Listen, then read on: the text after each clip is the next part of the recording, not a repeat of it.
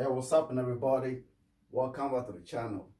I know I've been away for some time, but I've been doing a bit of research, and thank you for subscribing to my channel, and keep watching my channel, keep liking my channel. That's what I do all these videos for. So whoever have the scooters out there, whatever problem you got, you just do my videos to kind of find solution to your problem. You know what I'm saying? Well, I got some emails coming from y'all saying about durability of the Rotax, and people saying that be having some noise, coming out from the wheels. And what I'm gonna do today, I'm gonna make a short video explaining a little bit of the technicality of how these things work. So that guy on the right side here, my Q1 hammer, I've made a few videos of this one. So if you haven't watched anything on that, I've made videos of the speed of this one. Durability tests, how the battery lasts and all these things, you know what I mean? So you can have a look through those videos, and you might find some of the questions that might be bothering you. On this side here, we have the Ultra G 3200 watts scooter. There's few of them in the market, looking similar like this. This one is actually like having videos of this one, how you can get this one. Is a Korean version. I believe it's not coming from a Dualtron Ultra company, but the accessories I found inside this when I opened it, it kind of gave me confidence that it might be one of the people that used to work there before, break out from them, start making this. They're actually very durable. I've had about 1,380 miles on this one right here, because I've been using this every day. You know what I'm saying? Like, I've been riding this thing, I literally don't even drive my cars anymore. So this is very powerful scooter. Got dual motor, 1,600 right in this one, and the back one, it got the same thing. Also, I've done a few videos on this one also about the mudguard issue, which is finally fixed on mine. You can see it's all solid now. We're gonna have to do a few videos on it to teach you all how to make this. If you got any problem with that, I've made videos about the puncher. Today, the purpose of this video is that I got people asking me questions about the durability of the rotor or the bearings. Okay. If y'all don't know what the rotor and the bearing is, when you turn this wheel, it keeps turning freely. And the only reason it turns freely is that you got bearings in the wheel. When you take this wheel out right now, where this has been bolted, if you take this, you're going to see that there's a bolt, a long bolt going through the wheel. And that's the one that, comes out with a thread on that you put your knot on. So that bolt is what we call a rotor. So the rotor goes through the bearings, and it's a long ball going through the wheel. And inside that, you got small bearings. The bearings look like small ball depending on the design factor. And some companies like I found out from the Ultra G, people call it different names depending on which region they're coming from. The Chinese one I call it, people call Dual Talk or whatever it is. You all might find it on the YouTube and say. But if you have anything looking like this, where the big motor 1,600 watts, they got different set of bearings in that, because the bearings in that has to be very durable to hold that force, that torque that motor is producing. The bearings in that is never going to be the bearings in this one right here. You know what I'm saying? Even the Q1 is a real wheel drive. The only place to drive the Q1 is the bar wheel. When you got a motor in here, it's an 800 watt motor setup in the Q1 system. So you got this driving like some of the BMWs, they all like, apart from the X drive and all this all-wheel drive, this is the real wheel, which is actually very fine because the real wheel pushes the whole thing. So whatever force you got right here is no much resistance like if you have the front wheel dragging the back one. So whatever setup is any scooter that you got out there have, there might be reason to set it up like that. So in this one right here, it's a free rotor. It's the rotor inside this wheel, got bearings. But the bearings in this very front wheel is not going to be the bearings in this one. Why is that? Because the bearings in this one just have to take the resistance or the force that when the back wheel keep pushing the whole scooter when the motor is triggered and start turning. The force that pushes that for this tire to turn, those bearings inside it has to be able to withstand those forces. You know what I'm saying? So that way they don't kind of like, break or scratches or damage anything. But then the bearing inside this motor right here is not gonna be the same like this one. Why? Because first of all, when you stand on this scooter, you are exerting a tensile force, the pressure on the scooter, And this pressure has to be distributed evenly. So when you stand on the scooter like this, regardless whatever you position your leg, the force has to be distributed evenly that way. So you're gonna have pressure exerting on this tire right here and this tire right there. And that pressure is exerting because the rotors are supported at the end with your bolt here. The long nut that you see here, this metal thing you see is a long a long pole, in a layman in a long pole, which goes through from this side and come out from that side. So when you step on that, that force is going to be pushing on that. And what hold that force for the motor not to touch that metal to prevent it from turning is those bearings. So those bearings are going to be carrying that pressure. That is one point. When you start riding the scooter, like when you start the scooter going, that bearings has to work with the rotor to make sure that, you know, they keep the friction. They try as much as possible to reduce as much as possible friction they can. So the rotor and the bearings don't touch each other and create more friction, damaging the rotor or the bearing. So the force that's going to be applying in this motor and the force you are exerting on the actual scooter is going to be more on this wheel right here than the one in the front. Why? Because this wheel got a turn. This wheel is going to be turning to push the whole scooter forward. So the heat generated in this motor right here and the force exerted on the scooter itself is going to create more pressure on this right wheel right here than the one you got in the front side. That's why the bearings in the back side are not going to be the same bearings in the front side. Some companies might do the same. I put the same bearing, that maybe the setup will be different. They might have like maybe on each side of the rotor, on this side here, right here, they might have maybe 10 bearings on this side, 10 bearings on this side with the same diameters. But when they go to the back wheel, they might use a different diameter of bearing to have more bearings in this, on this side, maybe 15 bearings on this side, 15 bearings on that side, or they might even increase the diameter to have just maybe 6 bearings of a bigger diameter on this side and 6 bearings of a bigger diameter on the other side. So the question of what you all keep saying about the noise and things that keep coming, what I must tell you all is that these things, any moving part, with time they wear out, you know what I'm saying? Anything that moves, especially metal to metal, no matter how you protect it, no matter how you try to separate them, they go wear out. That's why if you have a car, in time to time, after so many mileage, you must start hearing noises because the connecting rods start touching the crankshaft and start making noise, even though the engine must still work. But because with time, the bearings are going to wear in cars, at the same time, the bearings in this might wear as well. So my advice is that there's no way you're going to prevent that from not happening. But there's a way to reduce that from happening so soon or prematurely, damaging your bearings. That's to avoid, like, I know, like, we all on this scooter, you want to, like, you kind of, like, find, like, want to jump around, ride through things, climb on, small pavement, jumping up. And the more you exert force on the scooter, the more you get in the bearings to work more. And the more the bearings work, the more they're going to wear out quickly. And also, this scooter right here, the QR and the Ultra G you see right here, they all rated waterproof. Like, they all, like, water resistant. Like, you can literally, like, ride them in the rain.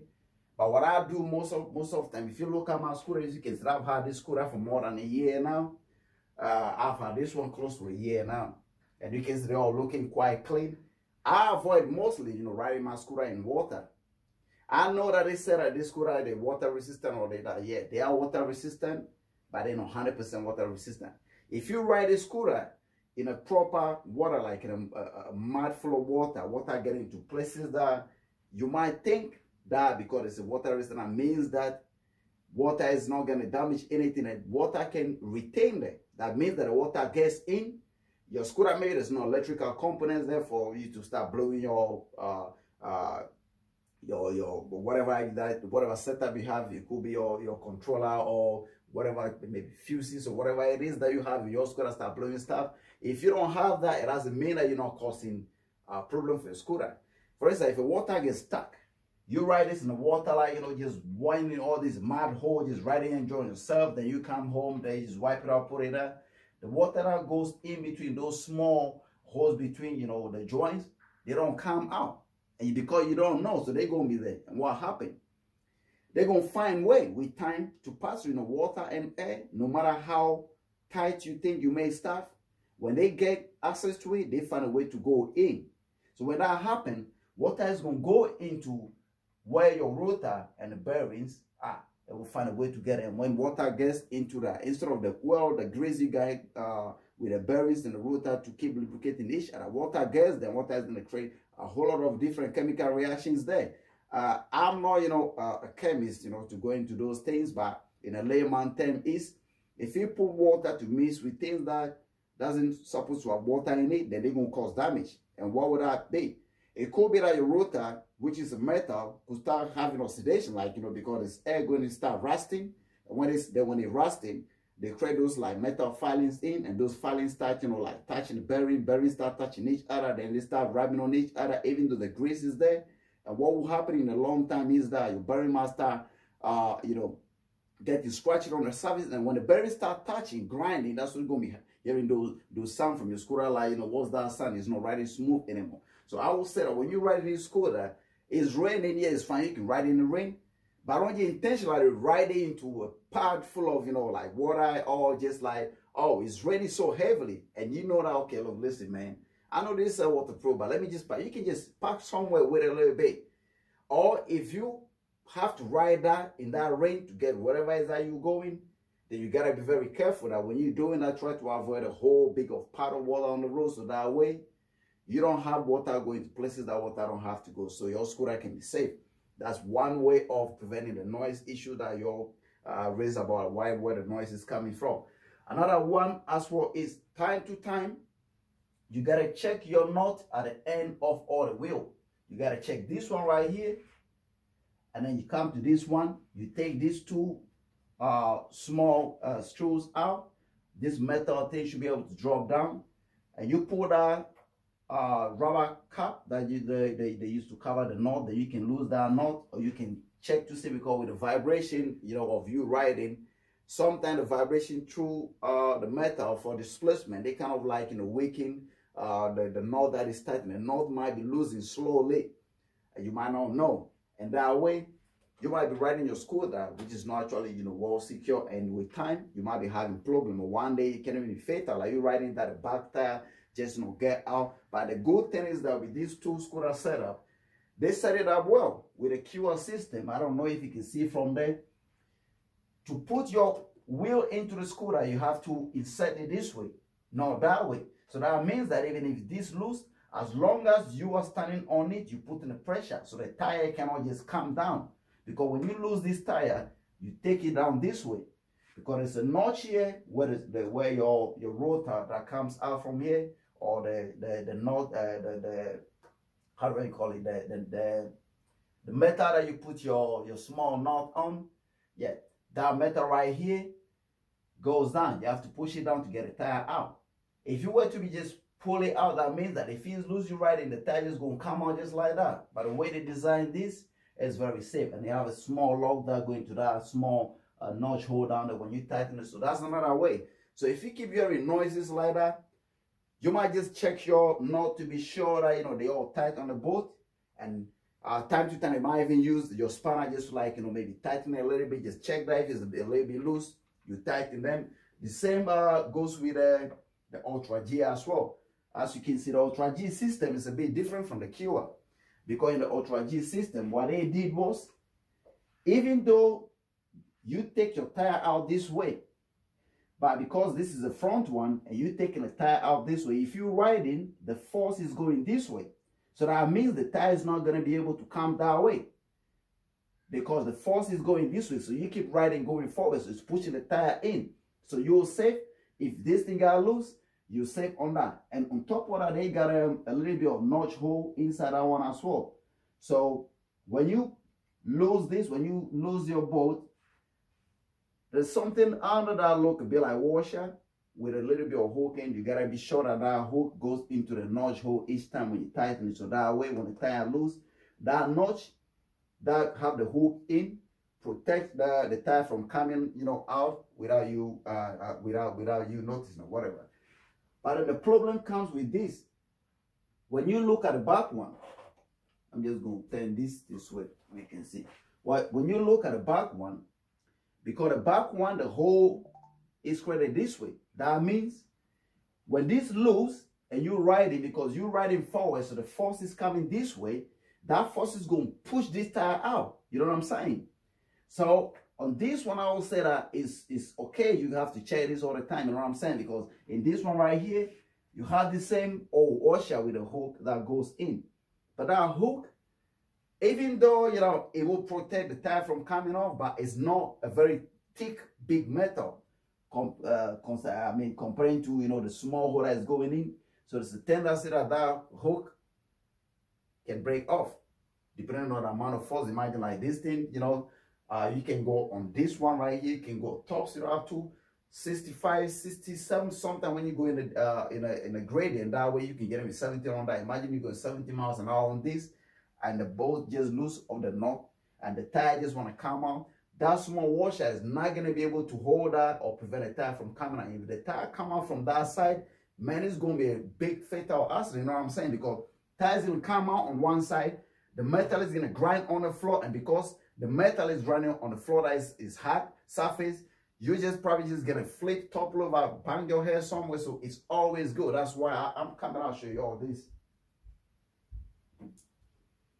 When I got my scooter, I got this. This is a crash hammer for motorbike. I got this. I don't ride this scooter without this. So all the time when I park my scooter, I got this one is sitting on that. So when I take the scooter, I know that I got to put this on.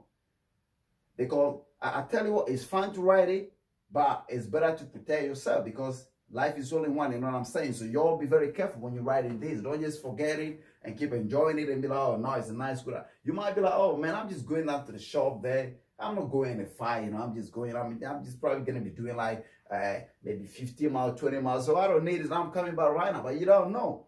You step out your house, keep riding this, you forget, oh, shit, man. Oh, I need to buy this from this shop. Oh, I'm out already. Okay, let me go. And then maybe when you're going out, you might be traveling maybe more miles. And that time, you don't have the helmet. So each time when you step out of your house or when you step out of your office or whatever you have your scooter, please, it's always advisable you have a crash helmet or get some sort of helmet. In the worst scenario, get a bicycle helmet. Get something to protect your head. You know what I'm saying? This goes with the QR as well because this thing right here can go up to 30 miles or 35 miles depending on, you know, how you, if you run on a level surface, I always get around 30, 35, 36, 35, but it can go up to about 40 miles when you're going downhill. So it's good that you got some kind of like, you know, protection for your head.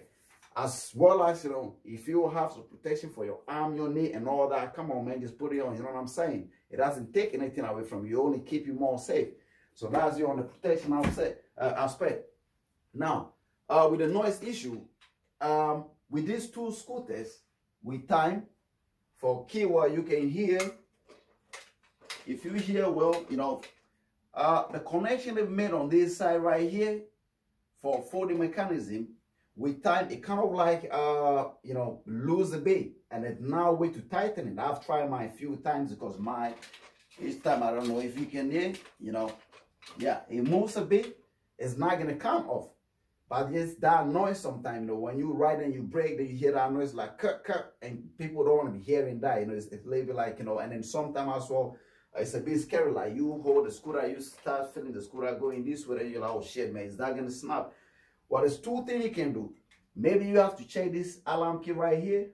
There's one alarm key right here. Try to see if you can tighten it a bit more. If you tighten, then maybe yours is loose. I try mine's already tightened. There's nothing else here for you to see. That's this.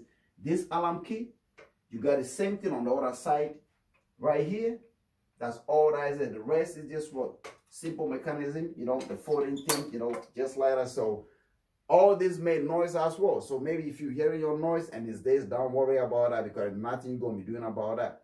There's nothing. Just make sure you check that the alarm key, you know, small screws that are properly tight well. And once it's tight, you're just going to be riding it because it's just like anything. You have a new car right now, everything is smooth. You keep riding, you don't hear no noise.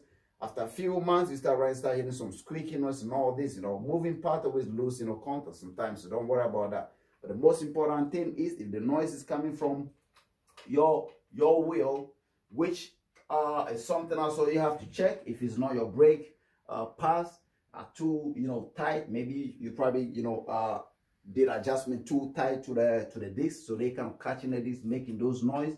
You can hear mine now.